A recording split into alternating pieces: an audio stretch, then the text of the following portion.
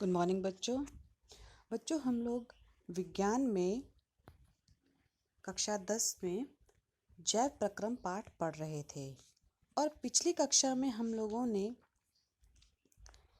जैव प्रक्रम की परिभाषा पढ़ ली थी, पोषण के प्रकार पढ़े थे और ये भी पढ़ा था कि पोषण क्या होता है और प्रकाश संश्लेषण में किस प्रकार की क्रियाविधि होती है तथा पर्णरंध्र के खुलने बंद होने की विधि भी पढ़ ली थी और विषमपोषी पोषण भी पढ़ा था। आज हम लोग देखेंगे बच्चों कि जीव अपना पोषण कैसे करते हैं।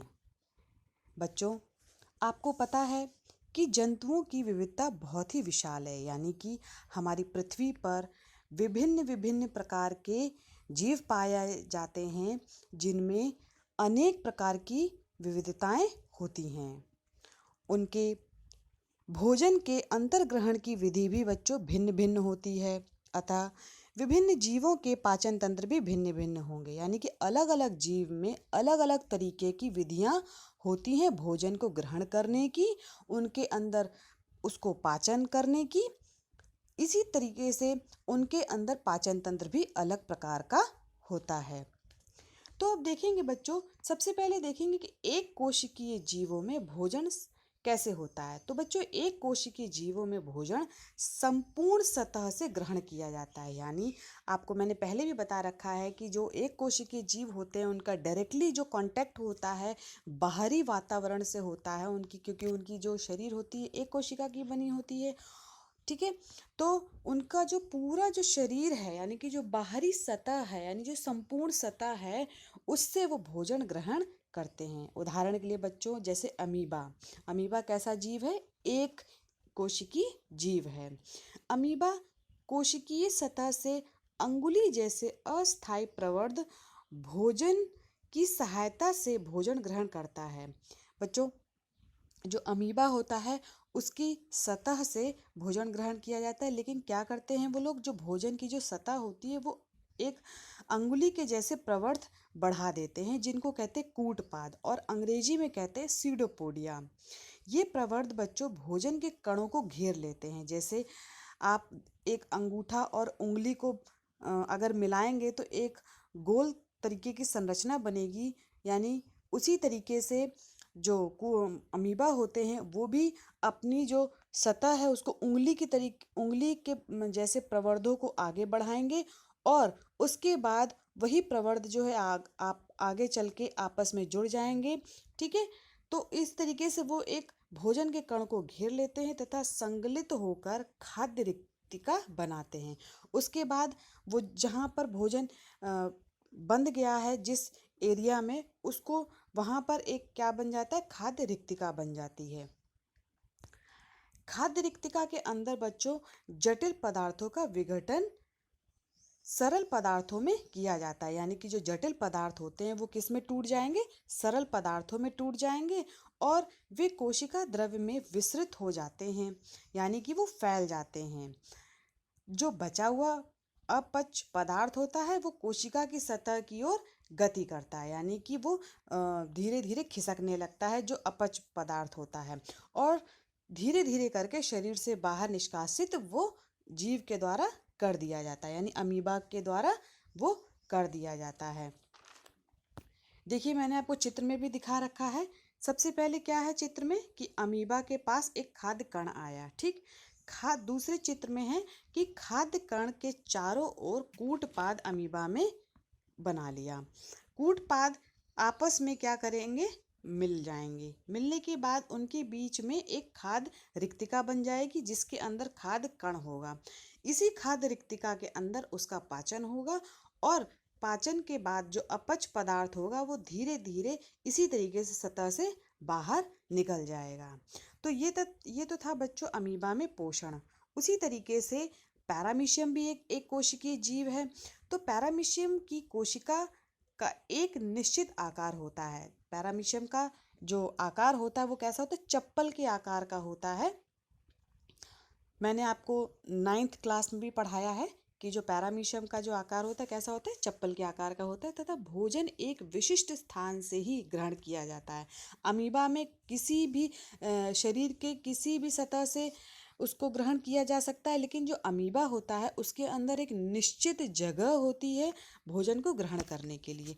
भोजन इस सतह तक पक्षाभ यानी सीलिया की गति द्वारा पहुंचाया जाता है। जैसे हम लोग एक जगह से दूसरी जगह कैसे चलते, पैरों के द्वारा चलते हैं, लेकिन जो पैरामीशियम होता है वो सीलिया के द्वारा चलता है, और उसी की मदद से जो भोजन होता है वो एक स्थान से दूसरे स्थान तक पहुंचता है, जो कोशिका की पूरी सतह को ढके हुए होते हैं। तो इस तरीके से पैरामीशियम भी अपना भोजन ग्रहण करते हैं। अब सबसे इम्पॉर्टेंट बात जो आपके एग्ज़ाम में आती है, या कई बार ये प्रश्न पूछा गया है कि मनुष्य में पोषण, ठीक है, यानी मनुष्य में पोषण किस प्रकार का होता है। तो चलिए पढ़ते हैं। बच्चों, आपको पता ही है कि मनुष्य एक जटिल जीव है, यानी उसका जो शरीर है वो कई कोशिकाओं का बना हुआ है। इसके पास एक जटिल पाचन तंत्र है। मनुष्य को चबाना, चबाए हुए भोजन को निगलना, निगले हुए भोजन को पचाना तथा अपच भोजन को बाहर त्यागना आदि प्रक्रियाएं पाचन तंत्र द्वारा होती हैं। यानी मनुष्य में एक पाचन तंत्र है, जिस तंत्र के अंतर्गत क्या होता है कि भोजन को चबाया जाता है, चबाए हुए भोजन को निगला जाता है, निगले हुए भोजन को पचाया जाता है, और अपच भोजन को शरीर से बाहर त्यागा जाता है। तो ये जो पूरी प्रक्रिया है बच्चों, ये क्या कहलाती है, पाचन तंत्र कहलाती है। आगे बढ़ते हुए देखेंगे कि पाचन की परिभाषा क्या है। तो बच्चों, पाचन का अर्थ है जल में अघुलनशील भोज्य पदार्थ को घुलनशील अवस्था में बदलकर उन्हें अवशोषण के योग्य बनाना, जिससे वे रुधिर में मिलकर शरीर के विभिन्न भागों अर्थात ऊतकों तथा कोशिकाओं में पहुंच जाएं। ठीक है, यानी पाचन का अर्थ क्या होता है कि ऐसे पाचन में जटिल पदार्थों को सरल पदार्थों में तोड़ा जाता है। उसके बाद वो जो सरल पदार्थ में टूटे हुए हैं वो जल में घुलनशील हो जाते हैं। उसके बाद उनका अवशोषण होता है, और अवशोषण जो है रुधिर की सहायता से शरीर के विभिन्न भागों में पहुंचाया जाता है। पाचन तंत्र जो है वो प्रारंभ होता है आपके मुख से, और मुख में क्या होते हैं बच्चों, मेन होते हैं आपके दांत। ठीक है, तो देखेंगे कि मनुष्य का दंत विन्यास क्या है, यानी कि कितने प्रकार के दांत होते। दंत विन्यास का मतलब कितने प्रकार के दांत होंगे, कितनी संख्या में होंगे। ठीक है, कौन कौन से प्रकार कितनी कितनी संख्या में होंगे, इसी को कहते दंत विन्यास। तो बच्चों, भोजन को काटने तथा चबाने के लिए मनुष्य के दोनों जबड़ों में दांत पाए जाते हैं। आपके भी शायद होंगे ही, और और भी जीव हैं जिनके दांत होते हैं, लेकिन यहाँ पे हम लोग पढ़ेंगे मनुष्य के दंत विन्यास। तो वयस्क यानी कि बड़े, जो 18 साल से ऊपर जो मनुष्य होते हैं उनको कहेंगे वयस्क। तो वयस्क मनुष्य के मुख में 32 दांत होते हैं।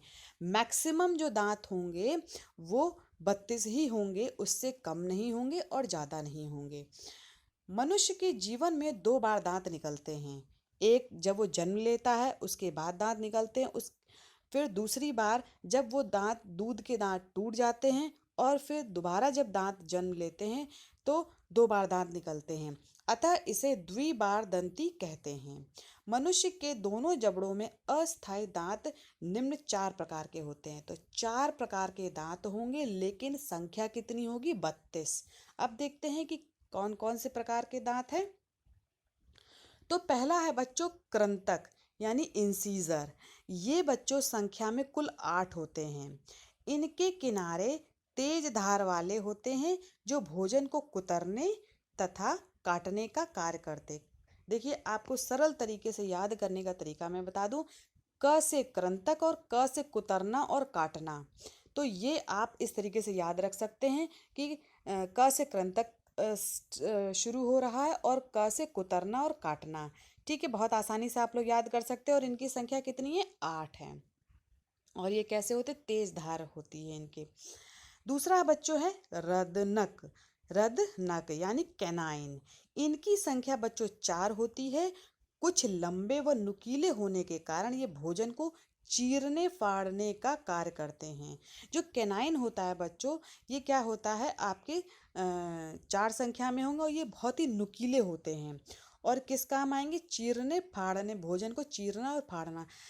जो मांसाहारी जीव होते हैं जैसे कुत्ता हो गया, बिल्ली हो गया, शेर हो गया और जो मांस खाते हैं उनके अंदर जो कैनाइन जो होंगे दांत होगा वो बहुत नुकीला होगा और पैना होगा, क्योंकि मांसाहारी होते हैं। मांस को चीरने और फाड़ने के लिए इनके अंदर ये बहुत ही ज़्यादा विकसित होता है। ठीक। नेक्स्ट आता है बच्चों अग्र चवर्णक यानी प्रीमोलर। प्रत्येक जबड़े में 2 जोड़ी होते हैं। इनके सिरे पर 2 शिखर होते हैं। 2 शिखर यानी कि 2, जैसे आपके जो कृंतक है उसमें एक सिरा दिख रहा है, लेकिन जो अग्र चवर्णक होगा उसमें 2 सिरे होंगे। इनके सिरों पर 2 शिखर होते हैं जो चपटे एवं चौकोर होते हैं, जिसे आप लोग हिंदी में दाढ़ कहते हैं। ये भोजन को कुचलने तथा चबाने का कार्य करते हैं। अब इन्हीं के पीछे चवर्णक होते हैं।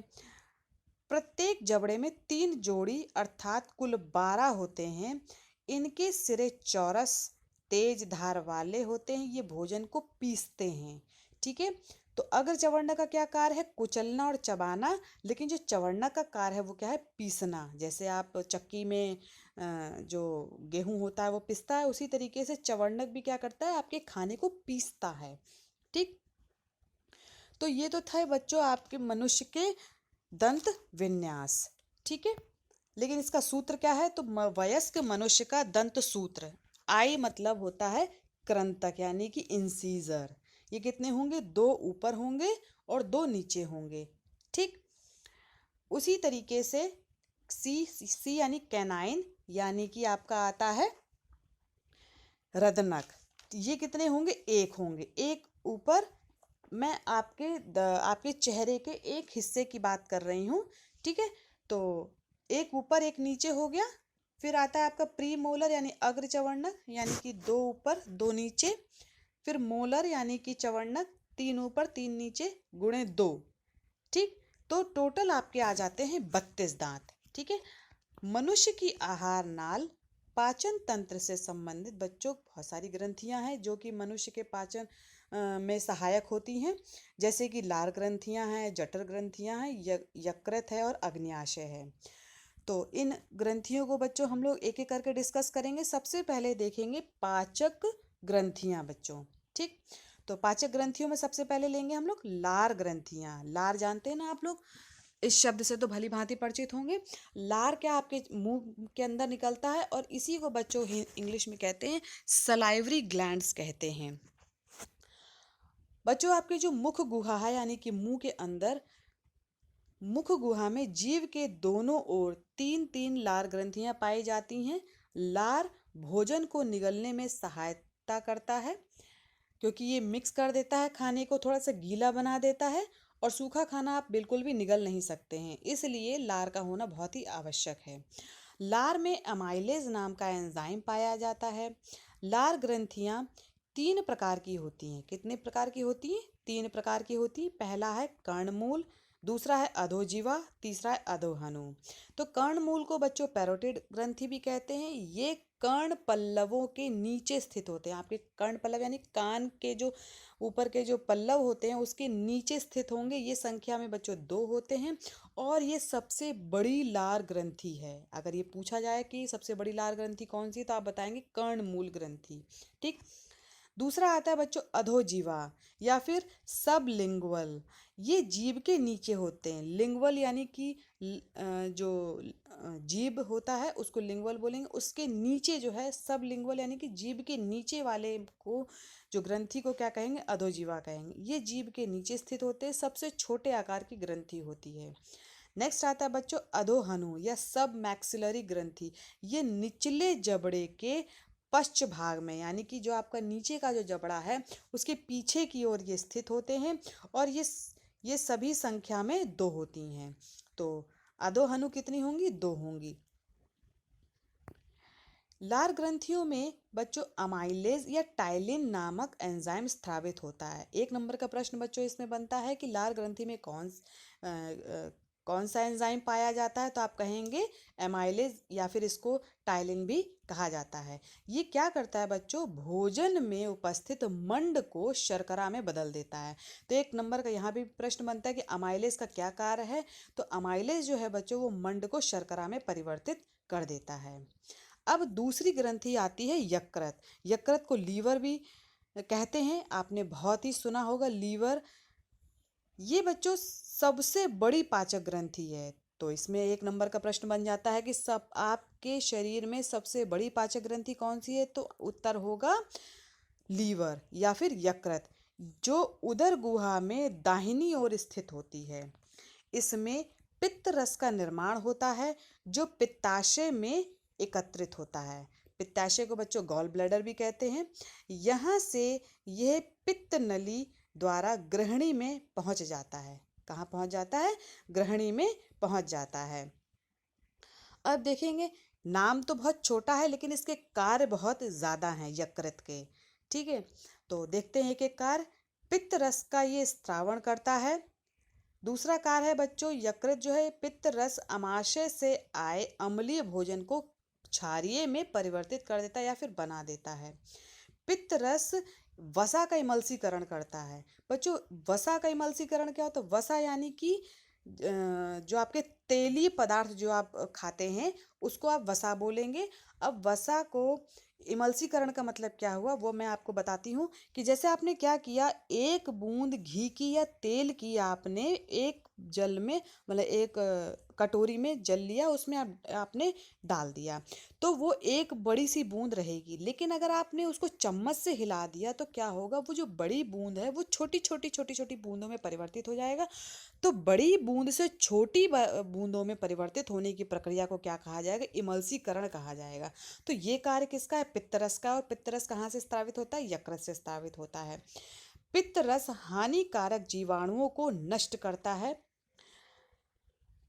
बच्चों ग्लाइकोजन के रूप में ग्लूकोज का संचय भी यही करता है। प्रोटीन के पाचन से बने अमीनो अम्ल को यूरिया में बदलकर मूत्र द्वारा शरीर से बाहर निकाल देता है। जो प्रोटीन का जब पाचन होता है तो क्या बनता है, अमीनो अम्ल बनता है, और अमीनो अम्ल को बच्चों ये यूरिया में परिवर्तित कर देता है, जो कि आप जब जो शरीर के बाहर मूत्र के द्वारा ये निकाल दिया जाता है। नेक्स्ट आता है बच्चों अग्न्याशय। इसको पैनक्रियाज भी कहते हैं। आमाशय के ठीक पीछे अग्न्याशय नाम की एक बड़ी ग्रंथि होती है। इसमें अग्न्याशय एक रस तैयार होता है। अग्न्याशय से अग्न्याशयी रस को लेकर के अग्न्याशयी नलिका ग्रहणी में पहुंचाती है। मैंने आपको बताया ग्रहणी है, तो अग्न्याशयी रस कहाँ पे पहुंचेगी, ग्रहणी में पहुंचेगी। इसमें 2 विभिन्न प्रकार के ग्रंथिल ऊतक पाए जाते हैं। एक होता है बाह्यस्रावी, इसको कहते हैं एक्सोक्राइन पार्ट। दूसरा होता है अंतःस्रावी, जिसको कहते हैं एंडोक्राइन पार्ट। अंतःस्रावी कोशिकाओं के समूह को लैंगरहैंस की द्वीपिकाएं कहा जाता है। यानी कि जो एंडोक्राइन ग्लैंड जो हिस्सा होता है अग्न्याशय का, उसमें एक संरचना पाई जाती है जिसे कहते हैं लैंगरहैंस ऑफ द्वीपिकाएं। ठीक है, अब देखेंगे अग्न्याशय का कार्य क्या है। तो पहला कार्य है कि अग्न्याशय रस का स्त्रावण करना। इस रस में अमाइलेज, लाइपेज, ट्रिप्सिन तथा काइमोट्रिप्सिन एंजाइम होता है। यानी कि जो रस निकल रहा है उसमें इस इतने प्रकार के एंजाइम निकलते हैं। दूसरा आता है बच्चों, बहुत इंपॉर्टेंट है, वो है हार्मोन का स्त्रावण। इंसुलिन तथा ग्लूकागॉन नामक हार्मोन का स्त्रावण करता है। जो इंसुलिन है बच्चों ये डायबिटीज़ यानी शुगर को बढ़ने से रोकता है, और ग्लूकागन जो होता है शुगर को बढ़ाता है। जब दोनों हार्मोन आपके शरीर में उपस्थित होंगे तो जो शुगर है उसका जो बैलेंस वो बना रहेगा। अगर एक भी हार्मोन के निकलने में अगर जरा सी भी कमी हो गई तो ग्लूकोज जो है उसका बैलेंस बिगड़ जाएगा आपके शरीर के अंदर। अब देखेंगे मनुष्य की आहार नाल। इसको बच्चों दूसरे शब्दों में भी पूछा जा सकता है कि मनुष्य का पाचन तंत्र लिखें या फिर इस मनुष्य की आहार नाल। ठीक है, तो चलिए स्टार्ट करते हैं। मनुष्य की आहार नाल मुख गुहा से लेकर गुदा तक फैली 8 से 10 मीटर लंबी अत्यधिक कुंडलित नलिका होती है, यानी कि आपके मुंह से लेकर के आपके गुदा तक, यानी कि एंड तक, आंतों के द्वारा जो एंड आता है आपका गुदा, वहां तक ये जो है 8 से 10 मीटर की लंबी होती है नलिका। इसे निम्नलिखित भागों में बांटा जा सकता है। पहला है मुख एवं मुख गुहिका, दूसरा है ग्रसनी, तीसरा है ग्रास नली, चौथा अमाशय, पांचवा छोटी आंत और छठा बड़ी आंत। तो एक एक करके डिस्कस। ये देखिए मैंने आपको चित्र दिखा रखा है। इसमें देखिए मुख से फिर मुख गुहा में भोजन आएगा, मुख गुहा से ग्रसनी में आएगा, ग्रसनी से ग्रास नली में आएगा, ग्रास नली से आपका आमाशय में आएगा, आमाशय के 3 भाग हैं। फिर उसके बाद ग्रहणी के द्वारा ये बड़ी आंत में आए, छोटी आंत में आएगा। उसके बाद ये बड़ी आंत में आएगा, जिसके भी विभिन्न भाग हैं, जैसे कोलन है, जिजुनम है, इलियम है। ठीक है। उसके बाद ये मलाशय में एकत्रित होगा और मलाशय से सीधे शरीर के बाहर निकलेगा गुदा के द्वारा। तो ये मैंने आपको मनुष्य का पाचन तंत्र दे रखा। आप इसी प्रकार से अपनी कॉपी में बनाएंगे। इस मुख गुहा से स्टार्ट करते हैं। यानी मुख गुहा में जीवा स्थित होती है। ये भोजन में लार मिलाने तथा भोजन को निगलने में सहायता करती है। भोजन के दोनों जबड़ों पर अंतर्गर्ती, विषम दंती तथा द्विबार दंती प्रकार के दांत लगे होते हैं। बच्चों, गर्त दंती का मतलब होता है जबड़ों में धसे हुए, और विषम दंती यानी कि विभिन्न प्रकार के दांत हैं, और द्विबार दंती का मतलब हो गया 2 बार जन्मे हुए दांत। तो मुख गुहा में लार ग्रंथि जो है नलिका के द्वारा खुलती है। इनसे लार स्त्रावित होता है। लार में टाइलिन या अमाइलेज एंजाइम पाया जाता है। तो लार क्या करता है, भोजन को पूरी तरीके से गीला कर देता है। उसके बाद आपका दूसरा पार्ट आता है ग्रसनी। ये मुख ग्रसनी गुहिका का पश्च छोटा भाग है। ग्रसनी ग्लॉटिस द्वारा श्वास नली और निगल द्वारा ग्रास नाल में खुलती है। यानी जो ग्लॉटिस के द्वारा कहाँ खुलेगी, ग्रास श्वसन नली में, और निगल के द्वारा ग्रास नाल में खुलती है। फिर आता है ग्रसनी के बाद आता है ग्रास नली। ये बच्चों एक सिंपल सी पाइप की तरीके से होती है, यानी कि ये पतली तथा लंबी नलिका है। इसमें अनुलंब पेशीय वलय पाए जाते। छल्ले, जैसे छल्ले होते एक दूसरे के ऊपर रख दिए जाएं तो एक पाइप का आकार ले लेंगे, उसी तरीके से जो हमारी ग्रास नली है इसमें भी पेशीय वलय पाए जाते हैं, जो कि भोजन को ऊपर से नीचे खिसकाने में सहायता करते हैं। नेक्स्ट आता है बच्चों आमाशय। ये आहार नाल का सबसे चौड़ा भाग है। प्रश्न बनता है सबसे चौड़ा भाग कौन सा है आहार नाल का, तो ये है आमाशय। आमाशय तथा ग्रास नाल के बीच कार्डियक अवरोधनी उपस्थित होती है। आमाशय को 3 भागों में बांटा जाता है। प्रारंभिक कार्डियक भाग, मध्य फंडिक भाग तथा अंतिम पायरोलिक भाग। जो आमाशय की भित्ति में श्लेष्म कला का आवरण होता है, यानी कि एक चिकले पदार्थ की जो निकलने की एक झिल्ली पाई जाती है, जिसे कहते हैं श्लेष्म कला। इसमें जिसमें अनेक आमाशयिक ग्रंथियां होती हैं। इनसे जठर ग्रंथ निकलता है। इससे आमाशय के अंदर भोजन का पाचन होता है बच्चों। तो ये तो था आमाशय। अब देखते हैं छोटी आंत। आमाशय के बाद क्या आता है, छोटी आंत आता है। तो ये आहार नाल का सबसे सकरा और लंबा भाग होता है। जिस स्थान पर आमाशय छोटी आंत में खुलता है वहां पैरोलिक अवरोधनी पाई जाती है।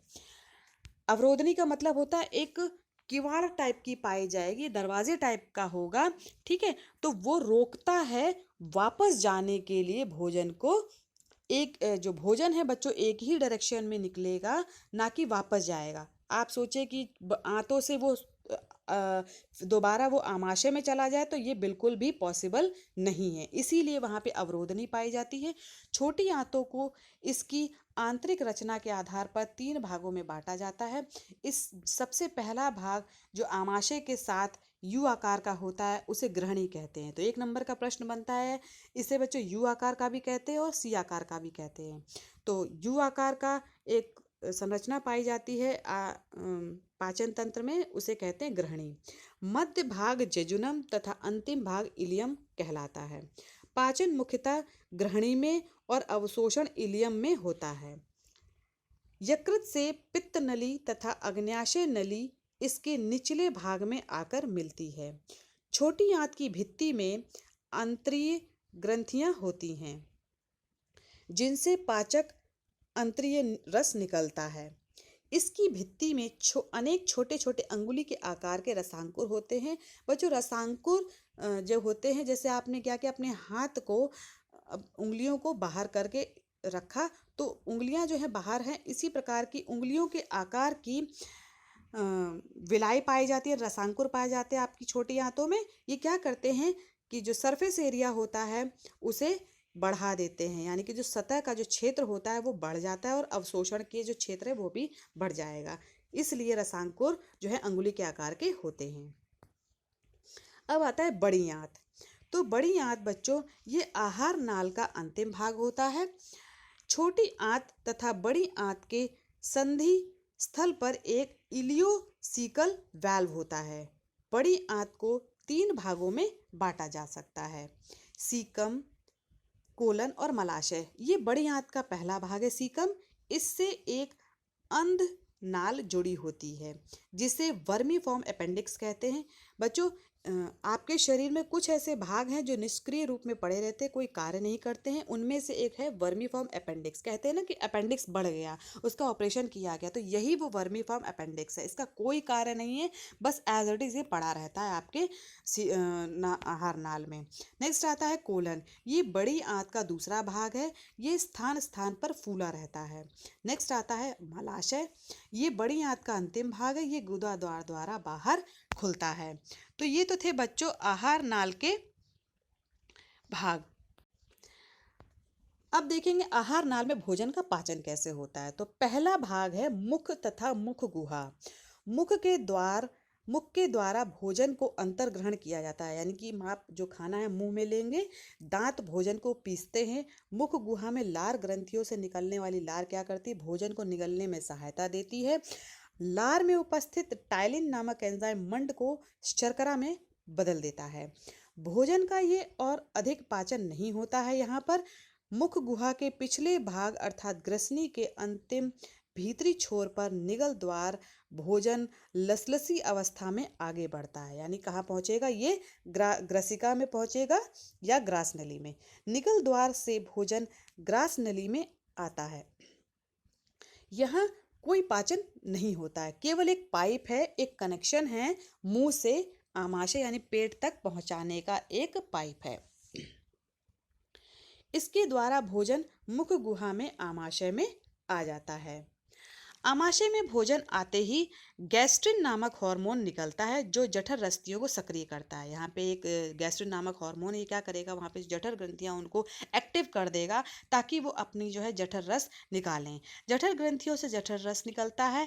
जठर रस में HCl, पेप्सिन तथा रेनिन नामक एंजाइम होता है। HCl भोजन के माध्यम को अम्लीय करता है तथा भोजन के कठोर कणों को गला देता है। ये अक्रिय पेप्सिन अर्थात पेप्सिनोजिन को क्रियाशील बनाता है। किसमें बनाएगा, क्रियाशील कर देगा। पेप्सिन प्रोटीन पर क्रियाशील है और प्रोटीन को पेप्टोन्स तथा पेप्टाइड्स में बदल देती है।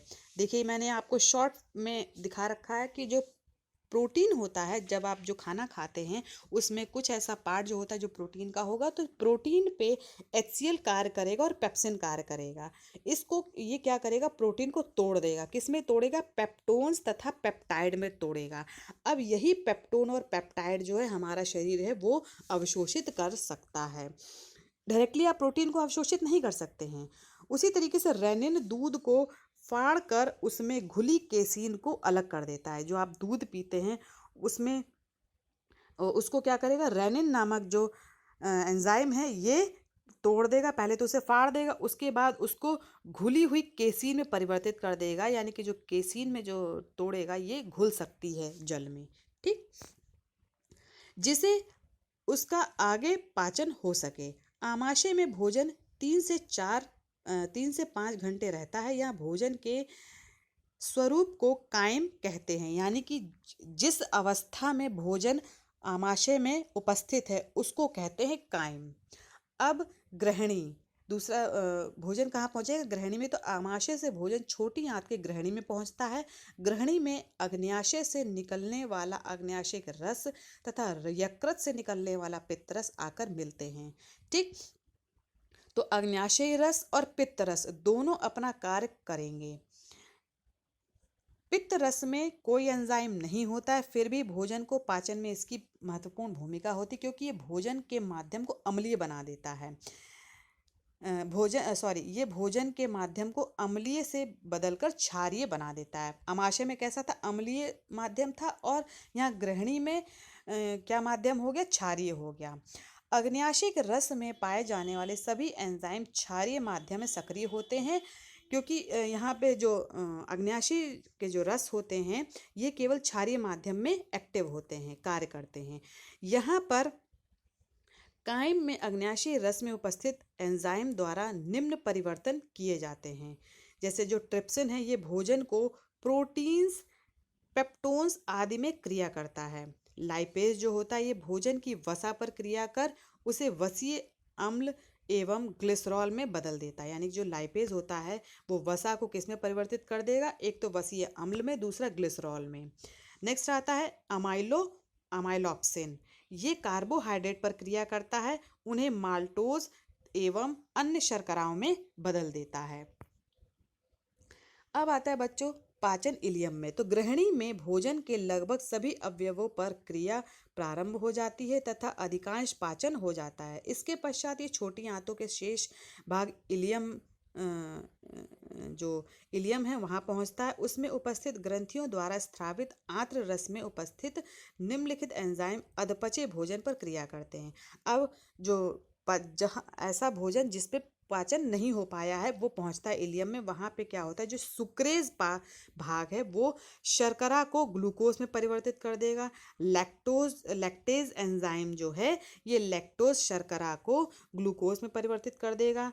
नेक्स्ट है माल्टेज जो एंजाइम है वो माल्टोज शर्करा को ग्लूकोज में परिवर्तित कर देगा। नेक्स्ट है एरेप्सिन जो है वो शेष प्रोटीन भाग को अमीनो अम्ल में परिवर्तित कर देगा।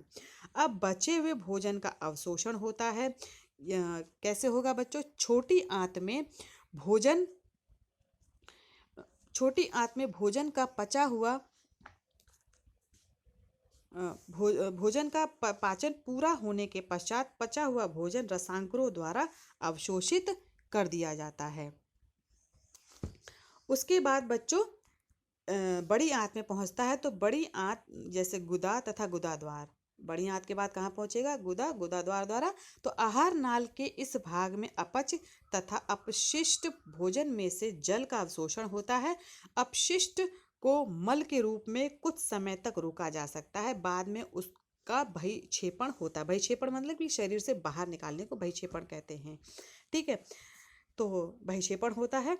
अब क्या होगा बच्चों? पचे हुए भोजन का स्वांगीकरण, यानी कि जो अधपचा जो भोजन था वो बाहर, शरीर के बाहर निकल गया, लेकिन जो भोजन पच गया उसका स्वांगीकरण यानी कि कैसे आपके शरीर में पहुंचेगा, तो उसका स्वांगीकरण होता है। तो पचा हुआ भोजन को अवशोषित होकर कोशिका के जीव द्रव तक पहुंचता है। इस भोजन के तत्व को जीव द्रव के स्वरूप में आत्मसात कर लिया जाता है, विलीन कर लिया जाता है, और इस क्रिया को बच्चों स्वांगीकरण कहते हैं, यानी कि अपने अंदर मिला लेना, इसको कहते हैं स्वांगीकरण। तो इस तरीके से भोजन का पाचन होता है आपके शरीर में, और भोजन का स्वांगीकरण होता है, और अधपचे भोजन को शरीर से बाहर बहिक्षेपण कर दिया जाता है। तो ये तो था बच्चों आज किस तरीके से पोषण विभिन्न जीवों में होता है, और मनुष्य के अंदर पोषण, और मनुष्य का आहार नाल। तो धन्यवाद बच्चों आज की कक्षा के लिए।